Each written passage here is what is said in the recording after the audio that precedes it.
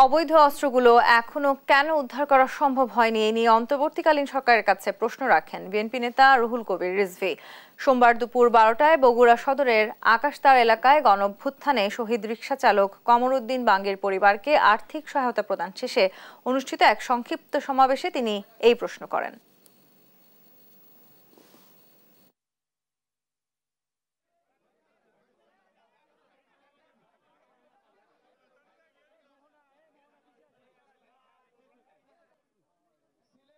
1888টা বা এই ধরনের অস্ত্র এখনো উদ্ধার করা যায়নি কেন?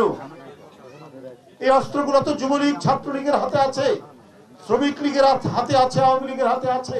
ওরা ঘাপটি বেড়ে আছে, প্রয়োজন হলে অস্ত্র ব্যবহার করবে।